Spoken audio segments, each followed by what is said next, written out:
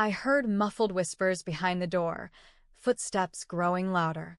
The lock clicked, and suddenly, the door flew open. My cruel mother-in-law slapped me hard in the face as soon as she entered, and before I could react, my sister-in-law followed, punching me in the stomach. As I gasped for breath, blood dripped from my lip as they shoved me against the dresser. Just when I thought it was over, they reached for me again, and what happened next hurt even more. Hello, my name is Jasmine Blake, and I'm 32 years old. If there's one truth that defines my life, it's this. Family isn't always defined by blood, and trust can be your downfall if placed in the wrong hands. I've learned this lesson the hard way, and I'm here to tell you my story of betrayal, survival, and revenge. I was 8 years old when my world crumbled. My parents, the people I thought would be with me forever, were taken from me in a tragic car accident on a rainy night in Denver, Colorado. I remember the funeral vividly, although much of it felt like a blur. Relatives whispered about me behind closed doors, trying to decide who would take me in. But no one really wanted me. The weight of being unwanted sat heavily on my small shoulders. For weeks, I sat on the front porch of our house, staring down the empty road, hoping my parents would magically return. Then, a miracle happened. Mr. and Mrs. Hartman, our elderly neighbors, knocked on the door one evening. They weren't related to me by blood, but they saw a lonely little girl who needed help and chose to be the family I desperately needed. They took me into their modest home without hesitation. Life with the Hartmans wasn't lavish, but it was warm. Mr. Hartman, a retired librarian, would sit with me every evening to help me with homework, often sharing stories from the books he used to recommend at the library.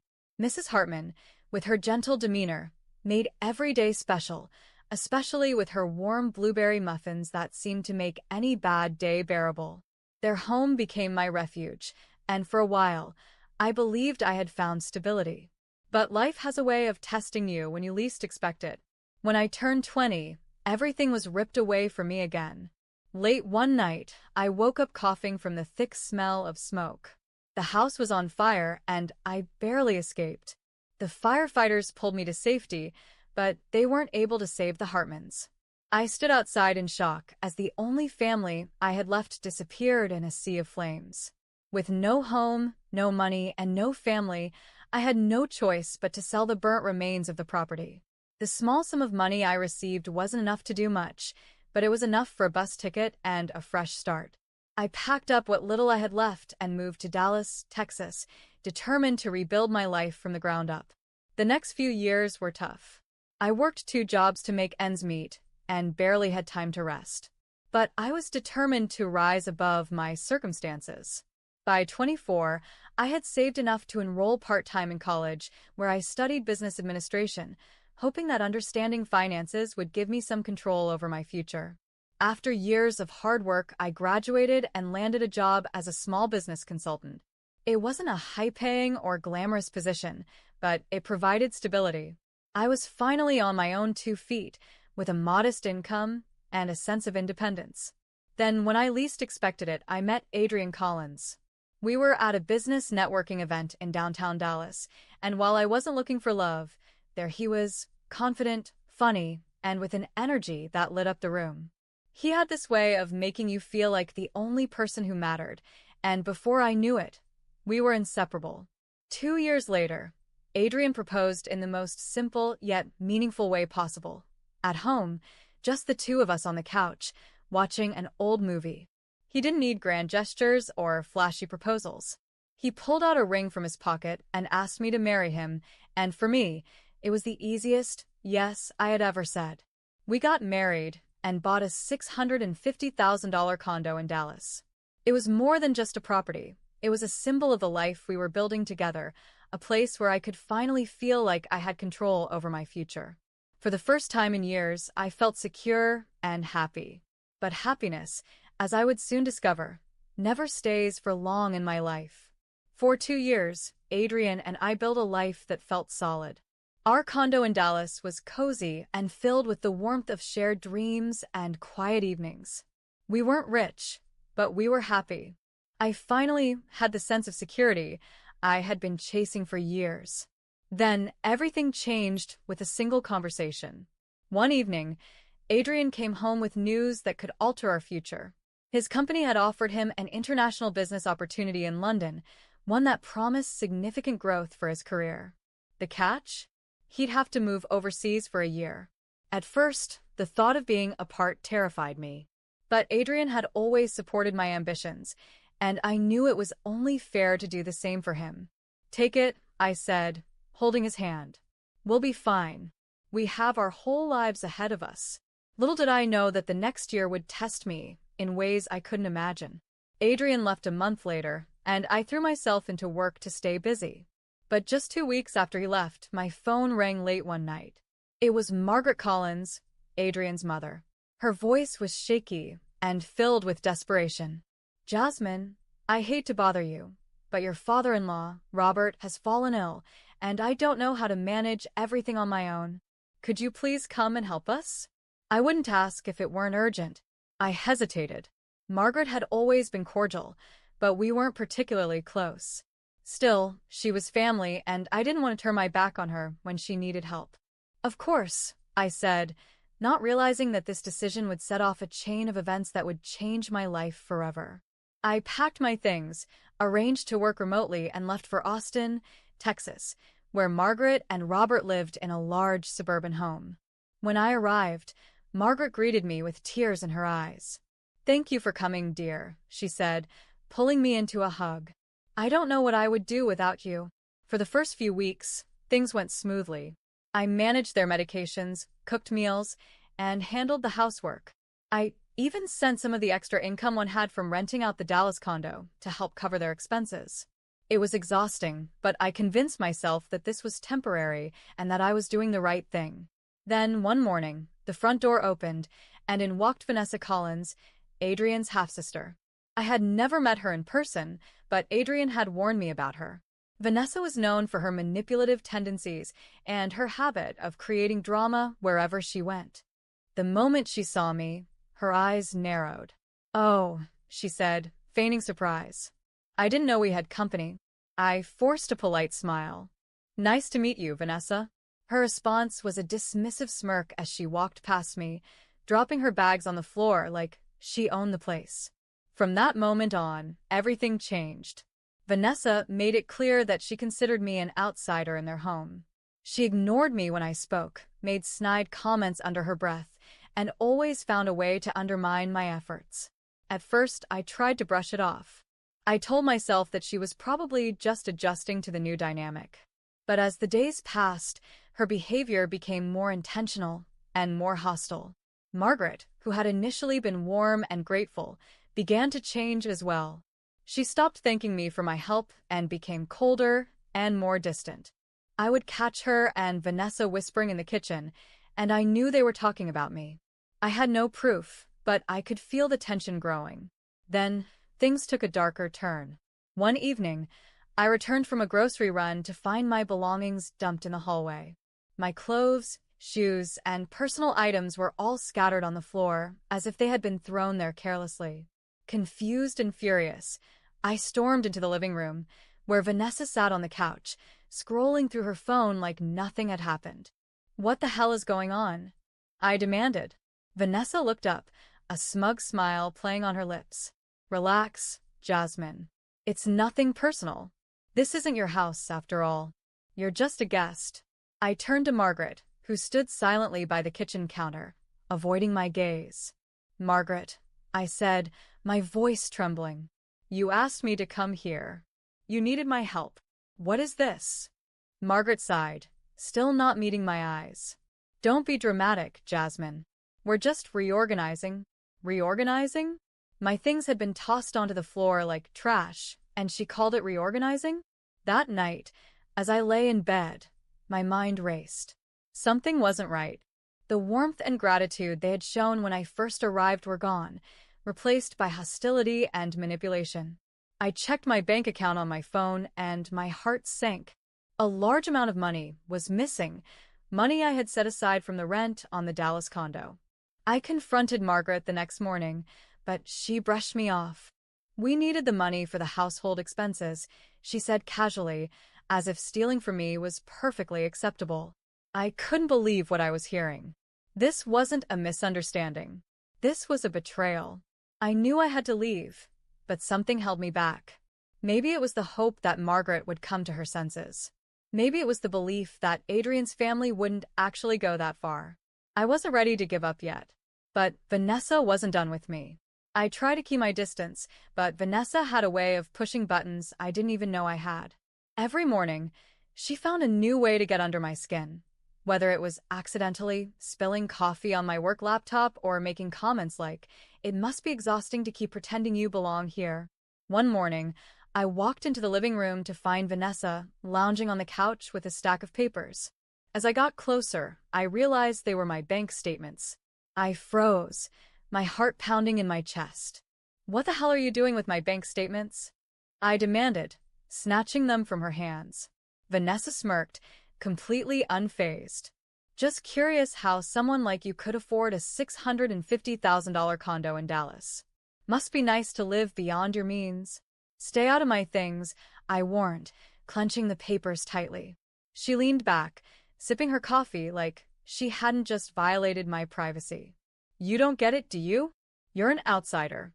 You don't belong here, and you never did." I felt the blood rushing to my face. "I'm here because Margaret asked for my help." Vanessa rolled her eyes. Right. "And now you've done enough. Why don't you be useful and sign over that condo to Mom? She's struggling, you know." And that's when it all clicked. This wasn't just about making me feel uncomfortable. It was about money, my money. They wanted the condo. They wanted everything I had worked for. I turned to Margaret, who had just walked into the room, hoping she would deny it, that she would tell me Vanessa was going too far. But Margaret wouldn't meet my gaze. She stood there wringing her hands, her face a mixture of guilt and resolve. "It's not like that, dear. We just thought you wouldn't mind helping out." "Helping out?"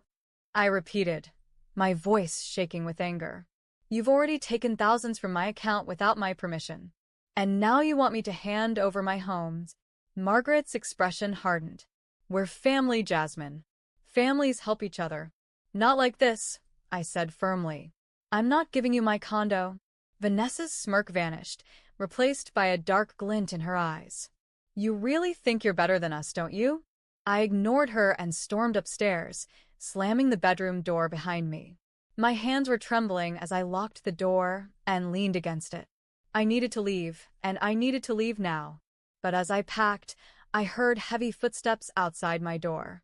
Before I could react, the door burst open, slamming against the wall with a force that made me jump. Vanessa stormed in, followed by Margaret, both of them looking like they had been waiting for this moment. "What do you think you're doing?" Vanessa hissed, grabbing my arm and yanking me toward her. The force of her grip made me stumble backward, and I hit the dresser hard.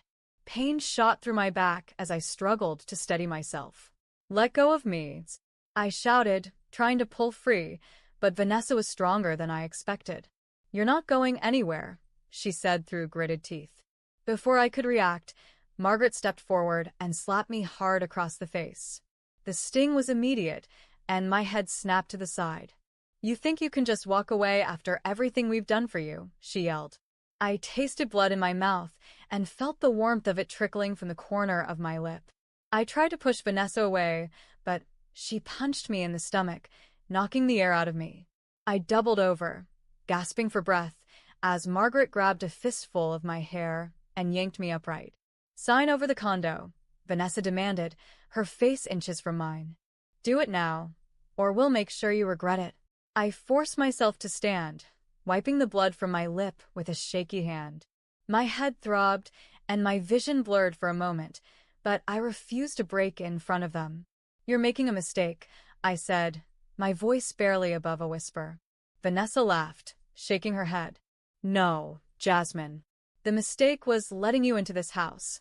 Margaret's cold gaze followed me as I staggered toward the bathroom, locking the door behind me. My body trembled with pain and fear, but my mind raced with determination. I couldn't stay here. They weren't just trying to intimidate me, they were trying to break me. As I leaned against the bathroom door, I heard their voices outside. "She won't leave unless we force her," Vanessa said. Margaret hesitated. Maybe we've gone too far, Vanessa. No, Vanessa snapped. She's weak. She'll cave. We just need to keep pushing. I knew I didn't have much time. I pulled out my phone and hit the record button, pressing it against the door to capture every word they said. Their plan was clear. They wanted to take everything from me, and they weren't going to stop until they did. I had heard enough. I grabbed my bag, stuffed the phone inside, and quietly unlocked the bathroom window. The cool night air hit my face as I climbed out, landing softly on the grass below. I didn't look back. I ran. The night air was cold against my skin, but I barely felt it as adrenaline pumped through my veins. My bare feet hit the damp grass, and I sprinted across the backyard without looking back. My heart pounded so loudly that it drowned out the rustling of leaves and the distant hum of traffic. All I could think about was getting away, putting as much distance as possible between me and the people who had just betrayed me.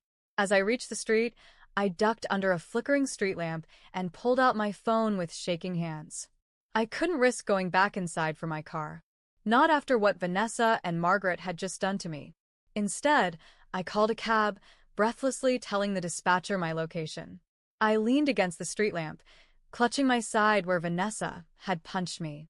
Every breath sent a wave of pain through my ribs, but I couldn't afford to break down now.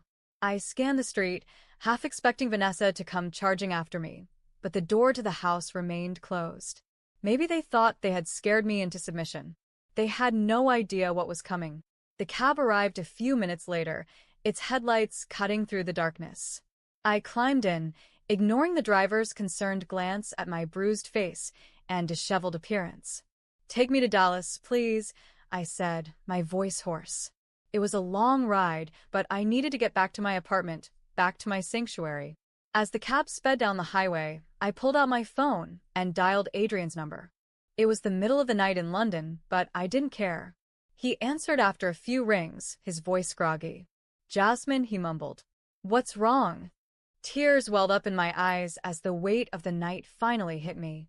"Adrian, I need you to listen carefully. Your mother and Vanessa, they've been stealing from me. They drained my bank account, and tonight they attacked me." Silence.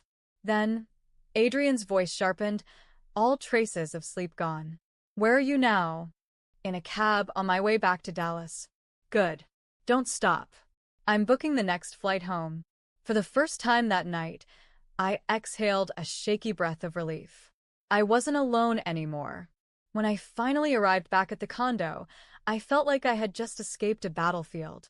I locked the door behind me, pulled the curtains shut, and immediately backed up the audio recording from my phone onto my laptop. I replayed Vanessa's words over and over. "She won't leave unless we force her. We just need to keep pushing." The next morning, I got to work. I called the bank first, reporting the unauthorized transactions and freezing my accounts. The representative assured me that a fraud investigation would be launched immediately. Then, I called the police and filed an official report for assault and theft, providing them with the audio recording, the bruises on my arms, and the stolen funds as evidence. For the first time in days, I felt like I was taking back control of my life. 3 days later, Adrian arrived home. The second he walked through the door, I collapsed into his arms, finally letting go of everything I had been holding inside. He held me tightly, his anger barely contained as he whispered, "I should have been here." "You're here now," I whispered back. But we weren't done yet. That afternoon, we packed a few things and drove to Austin. This time, I wasn't going to beg or reason with them. This time, I was going to end this once and for all. We pulled up in front of the house, and as expected, Vanessa was lounging on the porch, her smug grin firmly in place. She stood when she saw me, folding her arms across her chest. Well, she said mockingly. "Look who's back. Did you finally realize you're not welcome here?" I didn't answer. Adrian brushed past her without a word and stormed into the house. "Mom," he bellowed, his voice echoing through the living room. "Get out here now." Margaret appeared from the kitchen, looking nervous. She glanced at me, then at Adrian. "Adrian, honey, He cut her off, his voice cold and filled with barely controlled rage. "I know everything. Jasmine told me about the money you stole. how you stood by and let Vanessa attack her. Margaret's face paled. She's overreacting. Vanessa scoffed from behind me. Oh, please. We didn't do anything that bad. Adrian turned on her so quickly that she actually flinched. Shut up, he said, his voice deadly calm. For the first time, Vanessa looked nervous. What are you going to do? Call the cops. Adrian smiled, a cold, calculated smile. Too late. They're already on their way. Vanessa's smug expression vanished, replaced by panic. You can't be serious, she said, her voice trembling. Margaret grabbed Adrian's arm, tears streaming down her face. Adrian, please. She's your sister. Don't do this. He pulled away from her grasp. You made your choice, Mom. Now I'm making mine. Sirens wailed in the distance, growing louder as the police cars pulled up in front of the house.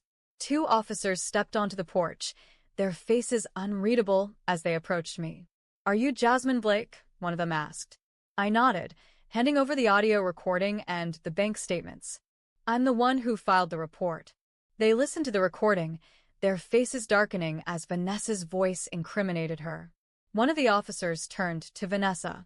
Miss Collins, you're under arrest for fraud and assault. Vanessa's face twisted with rage. This is ridiculous. You can't do this. Margaret tried to intervene, but the officers ignored her.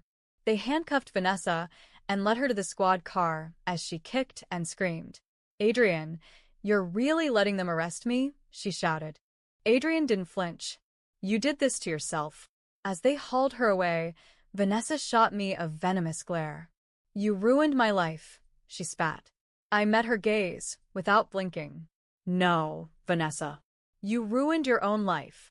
I watched as the squad car disappeared down the street, taking Vanessa and all the chaos she brought away with it. For the first time in what felt like forever, I exhaled without tension knotting my chest. Margaret stood on the porch, frozen, her face pale as she watched her daughter being taken away. When the police left, Margaret turned to Adrian, her voice trembling. Adrian, please. Vanessa is your sister. She made mistakes, but she's family. Adrian's jaw tightened, and I could see the battle raging within him. For a moment, I thought he might soften, but then he looked at me, at the bruises on my arms and the pain I was still carrying, and made his decision. You stopped being my mother the moment you let her lay hands on my wife, he said, his voice quiet but firm. Margaret's face crumpled, and she reached for him, tears streaming down her cheeks. Don't leave me like this. I have nothing left. Adrian shook his head. This was your choice. Now I'm making mine. Without another word, he wrapped his arm around me, guiding me to the car. As we drove away, I looked out the window at the house where everything had fallen apart. I didn't feel guilt or regret. I felt relief. They had betrayed me, and I had fought back. I had taken back control of my life. Weeks passed, and the legal wheels of justice turned. The investigation revealed that Vanessa had been stealing from more people than just me. Several elderly victims came forward, providing testimony that strengthened the case against her. The prosecution had more than enough evidence to convict her. Vanessa was sentenced to 8 years in prison for fraud and assault. Margaret, left without Vanessa's schemes to sustain her, lost the house. She called me one last time, leaving a shaky voicemail filled with apologies. Jasmine, sweetheart, I was weak. I let Vanessa manipulate me, and I know I hurt you. Please help me. I have no one else. I sat there, listening to her words, and when the message ended, I hit delete without a second thought. I wasn't going back. I had spent too much time cleaning up the messes other people made, and now it was time to focus on myself. Adrian and I moved to a new city, Tampa, Florida, where we bought a small but comfortable house far from the ghosts of our past. We rebuilt our lives, slowly but surely, finding joy in the little things again. Adrian supported me through every step of the healing process, and with each passing day, I felt stronger. Then one morning, something unexpected happened. I stared at the pregnancy test in my hand, my heart pounding. 2 pink lines. I blinked, thinking my eyes were playing tricks on me, but the result didn't change. I was pregnant. A wave of emotions washed over me. Joy, fear, disbelief, and hope. I was still sitting on the bathroom floor when Adrian walked in, concern etched across his face. Jasmine? What's wrong? Tears streamed down my cheeks as I looked up at him. I'm pregnant, I whispered. For a second, he didn't move. Then, his eyes widened and a joyful laugh escaped him. He dropped to his knees, pulling me into his arms. We're having a baby, he murmured, his voice filled with awe. We're having a baby, I repeated, and for the first time in years, I felt whole. Our son, Liam, would never know the kind of betrayal I had endured. He would grow up surrounded by love, protected by parents who knew the value of loyalty and trust. As I stood in Adrian's arms, I knew the past was behind me and the future was finally mine. I had survived the storms, and now I was free. Thank you for joining me on this emotional journey. If you enjoyed this story and want to see more like it, don't forget to like this video, leave a comment with your thoughts, and subscribe to the channel for more incredible stories of resilience, revenge, and redemption. Your support means the world to us, and we can't wait to share more stories with you. See you in the next one.